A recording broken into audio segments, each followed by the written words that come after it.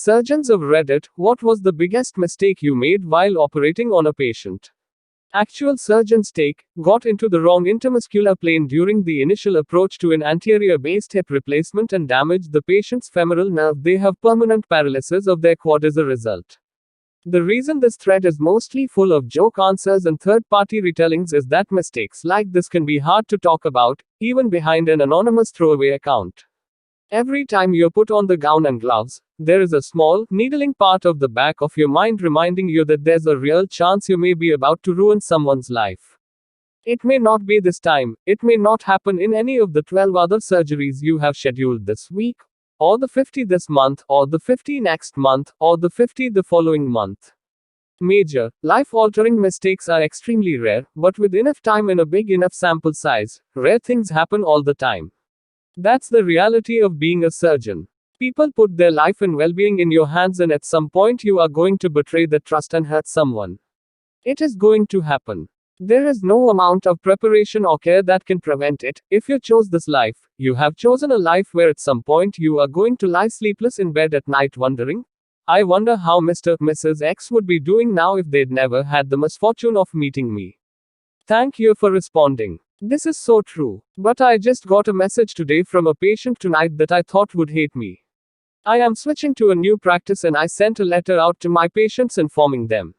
He texted me, I give my patients my cell if I think that they will need it, saying that I changed his life and he will be forever grateful. I operated on him 10 years ago and he had a post-op complication because the anesthesiologist hadn't removed the NGT from the stomach when I asked him and I stapled across it. This led to a fistula eventually forming. This was just discovered last year and I operated on him again.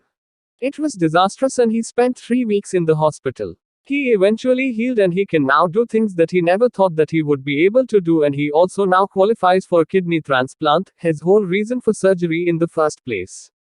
I was flawed, and told him so. I know that this is kind of vague, but I don't want to disclose too much. Also, lawyers tell us not to say too much. But the guilt is tremendous. It doesn't matter that you do 99% or 99.9% or 99.999% correct. It's the failures, omissions and mistakes that haunt you at all times. What I've learned is that even if things aren't going well for a patient, they are very understanding. They just want to know that you'll be there and not feel abandoned. It's the least we can do. Not a surgeon, but I am a histotech. We work in the pathology lab where all the specimens are sent. A surgeon did a double mastectomy based off a different hospital system's pathology report. Basically, the report said she had the kind of breast cancer where both breasts need to be removed. But we found zero cancer in either breast. He was shitting bricks, so we submitted both breasts in their entirety. That's a ton of blocks and it's unheard of to submit all the tissue like this, but he needed to find cancer. I've never seen a surgeon stand there and watch the pathologist like this guy did. We all felt so bad for him and OFC the patient. He was so upset, cussing up a storm the whole time and screaming about, "This is why I never take outside pathology reports." Turns out the other lab had mislabeled her specimen, so some other lady got the all clear who had cancer and she lost both breasts when she didn't. All around horrible situation, and the surgeon was sick over it all.